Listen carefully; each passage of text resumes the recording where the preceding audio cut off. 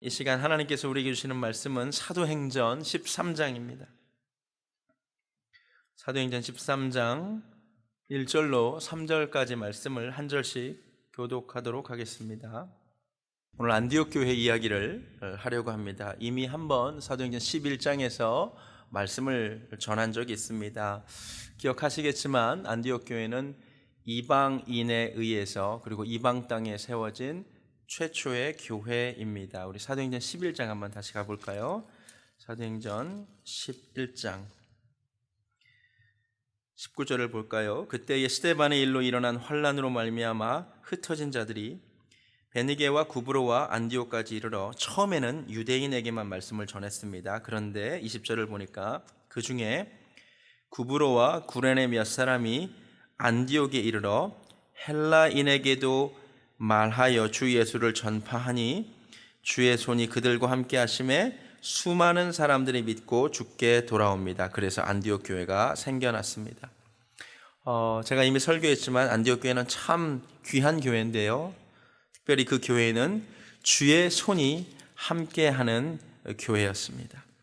그리고 그 교회는 좋은 교역자들이 있었죠. 바나바라고 하는 훌륭한 목회자가 있었고 또 사울이라고 하는 훌륭한 동역자가 있었습니다. 이 두 사람이 함께 1년을 사역했을 뿐인데 1년 만에 큰 부흥이 있었지요. 26절을 보니까 안디옥에 데리고 와서 둘이 교회에 1년간 모여 있어 큰 무리를 가르쳤다라고 합니다. 1년 만에 교회가 크게 부흥했습니다. 목회자만이 아니라 성도님들도 얼마나 훌륭했냐면 안디옥에서 비로소 그리스도인이라 일컬음을 받게 되었다고 말씀을 전했습니다. 왜 그리스도인이라는 별명을 가지게 되었을까요? 입만 열면 그리스도, 입만 열면 예수를 이야기하니까. 또 이분들의 소속이 세상에 속한 것이 아니라 그리스도에게 속한 것 같아서.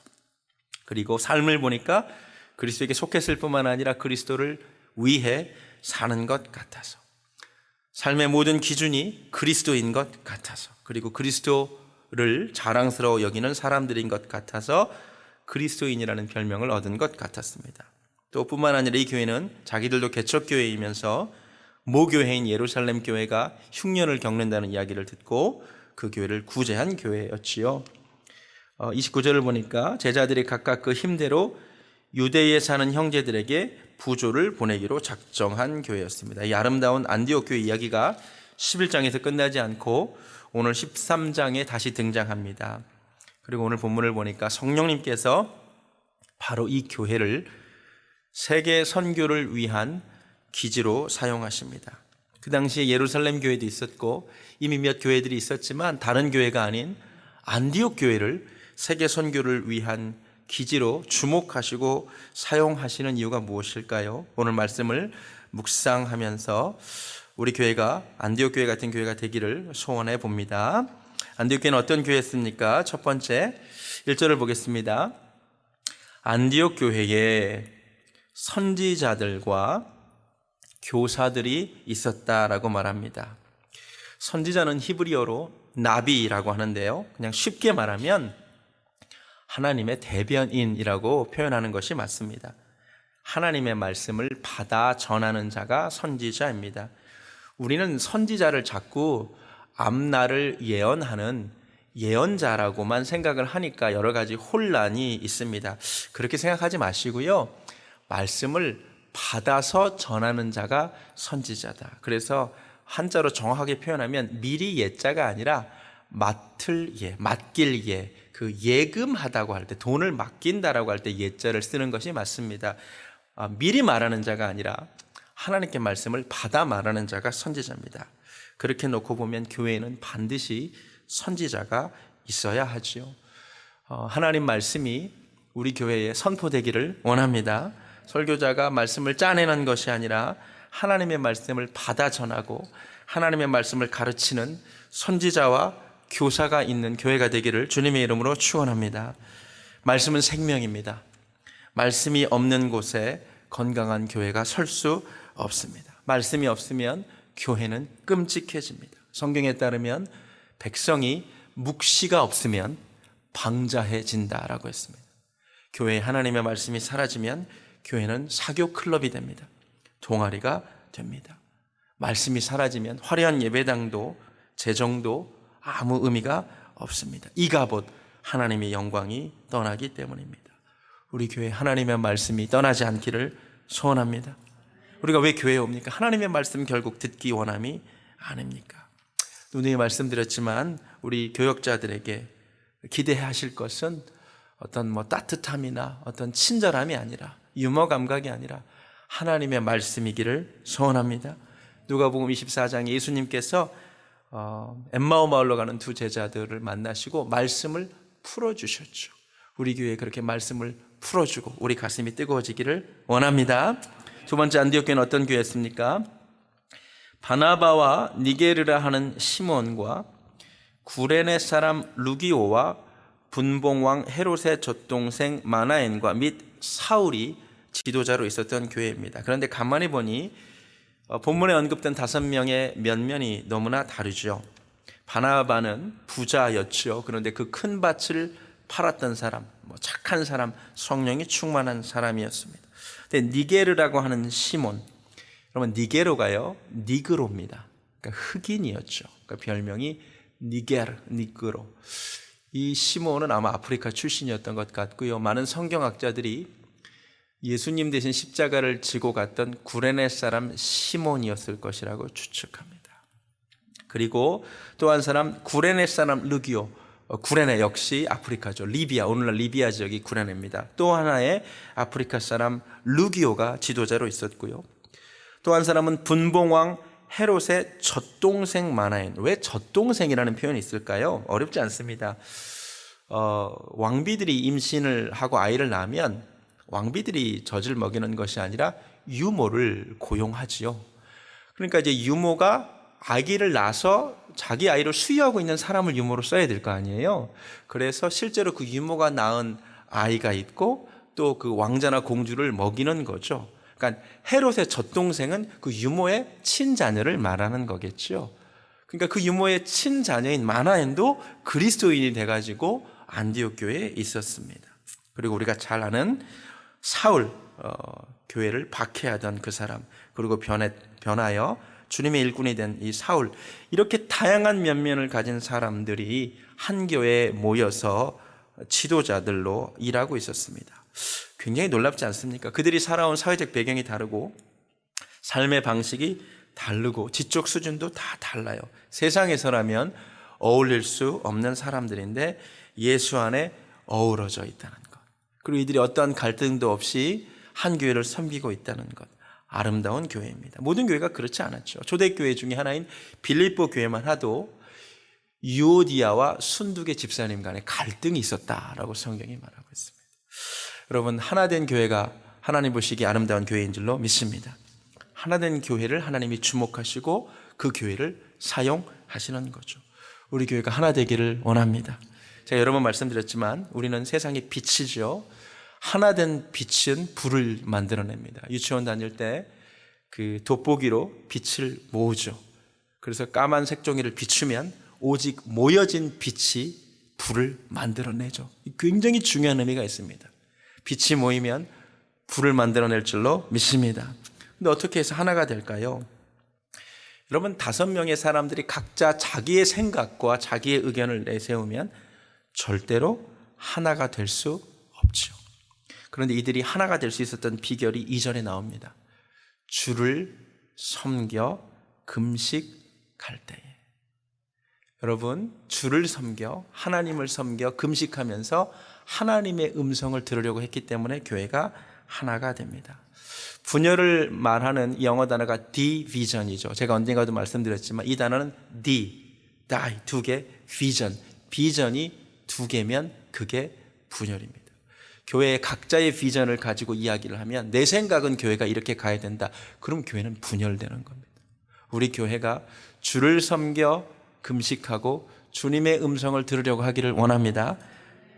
나의 생각, 너의 생각을 말하는 교회가 아니라 주를 섬겨 금식하며 기도하고 주님이 주시는 비전을 붙들 때만 교회는 하나가 될 수 있을 줄로 믿습니다.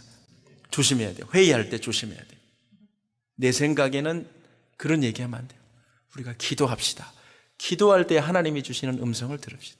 기도할 때 하나님 주시는 감동을 우리가 한번 기다려 봅시다. 그럴 때만 교회는 하나의 비전으로 나아가게 될 수 있을 줄로 믿습니다.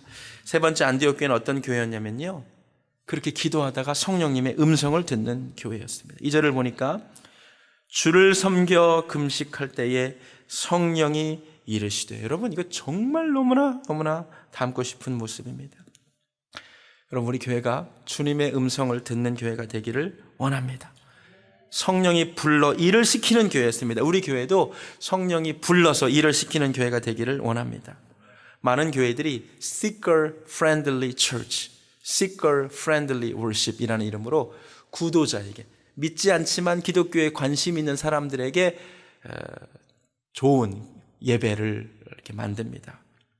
그런데 저는요, Seeker Friendly Church보다 성령님에게 민감한 교회가 더 중요하다고 생각합니다. 구도자들이 편하게 오는 교회보다 성령님이 편하게 임하시는 교회가 되어야 할 줄로 믿습니다. 아멘. 어떤 곳에서 성령님이 그런데 편하게 임하시고 말씀하실까요? 성령님은 하나님이십니다.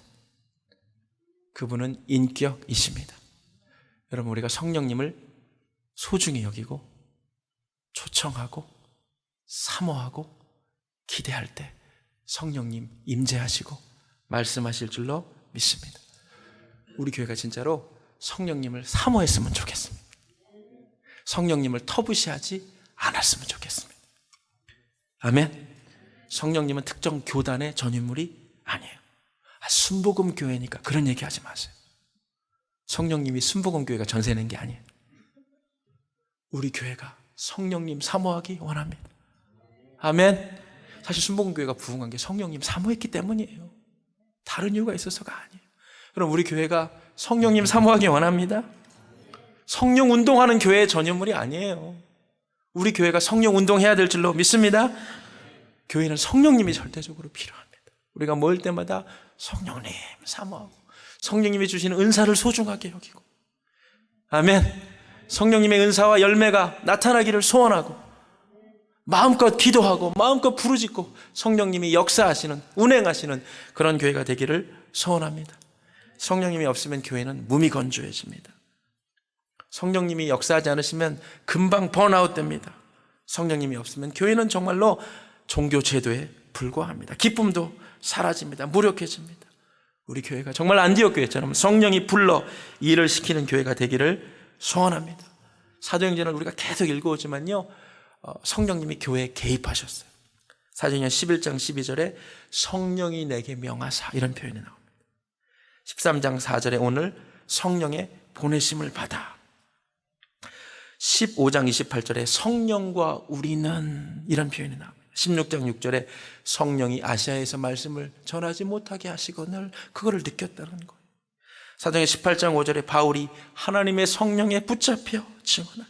사도행전 19장 21절에 바울이 성령으로 말미암아 예루살렘에 가기로 작정하고, 사도행전 20장 23절에 오직 성령이 각성해서 내게 증언하고, 사도행전 20장 28절에 성령이 그들 가운데 여러분을 감독자로 삼았다는 표현이 나옵니다.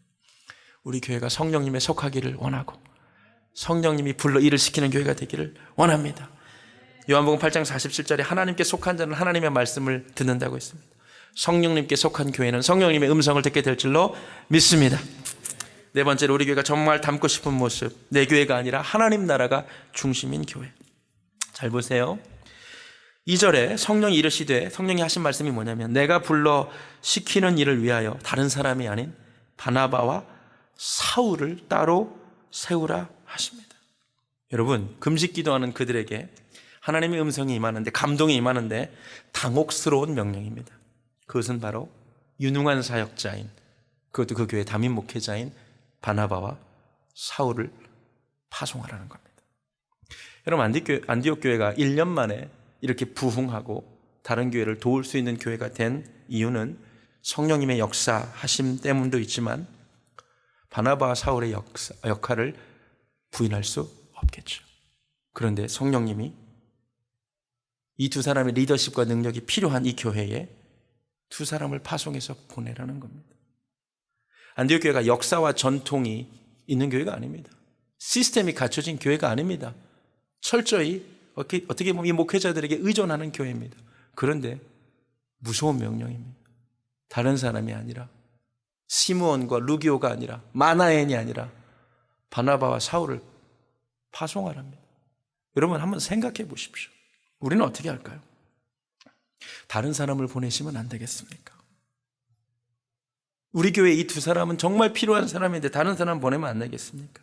그런데 놀라운 것, 안디옥 교회는 3절을 보니까 이에 또 금식하며 기도하고 두 사람에게 안수하여 보냅니다.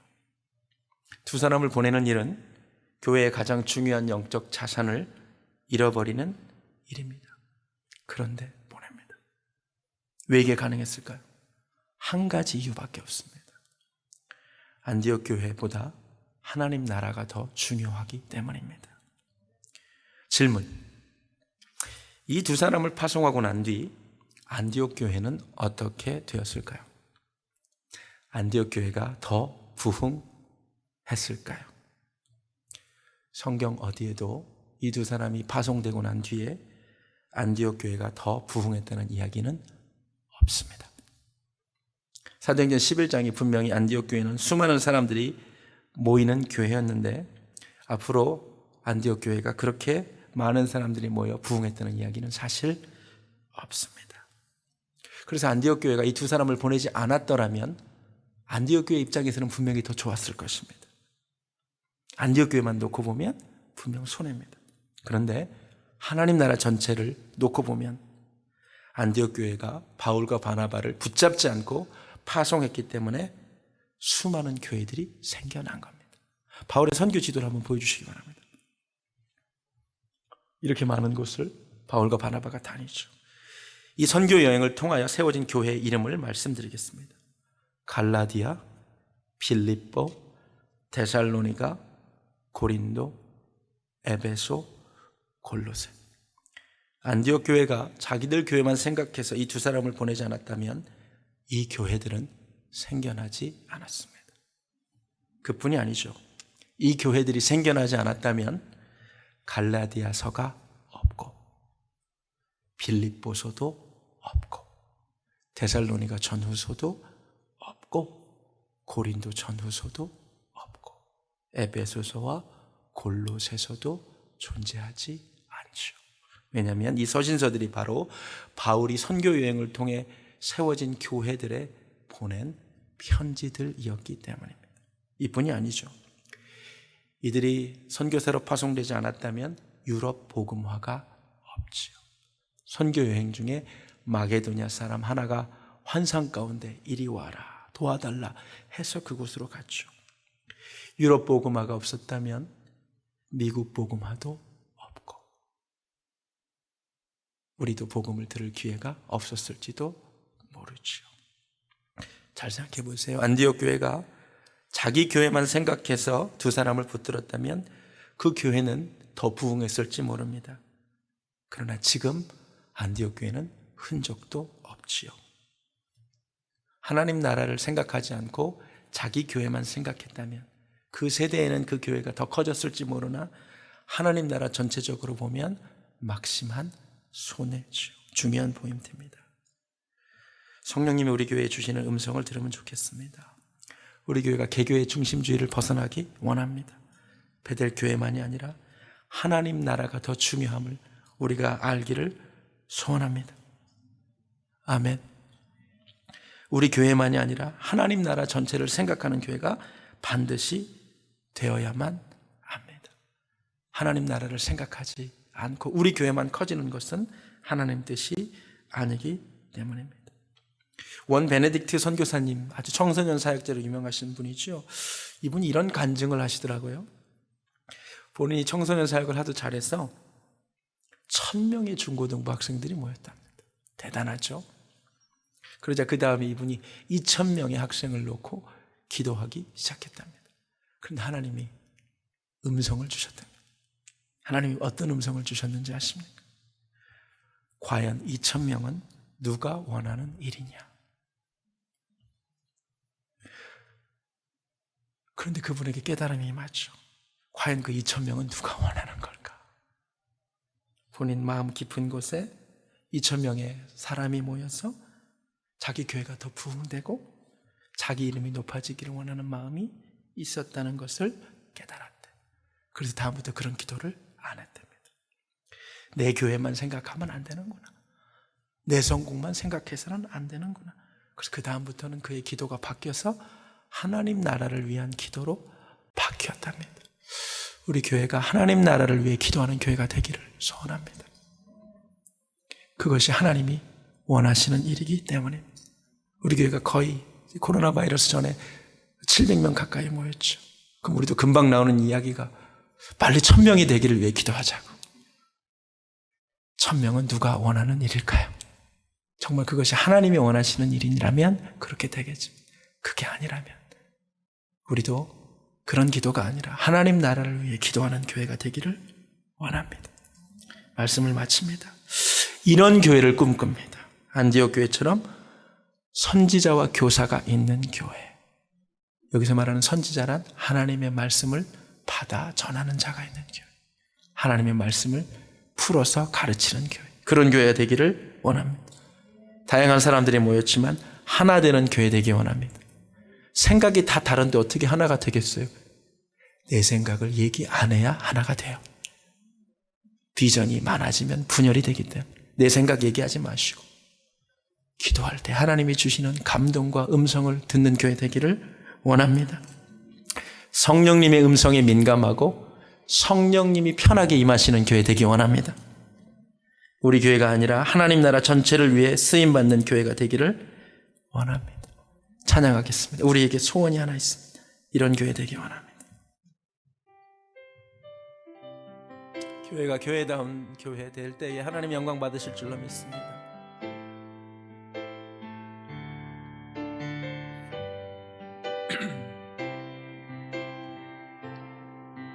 우리에겐 소원이 하나 있네.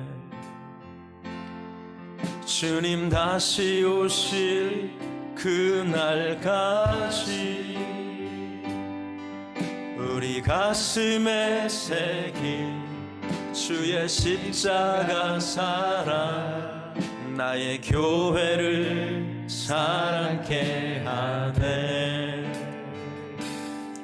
주의 교회를 향한 우리 마음 희생과 포기와 가난과 고난 하물며 죽음조차 우릴 막을 수 없네. 우리 교회는 이 땅에 희망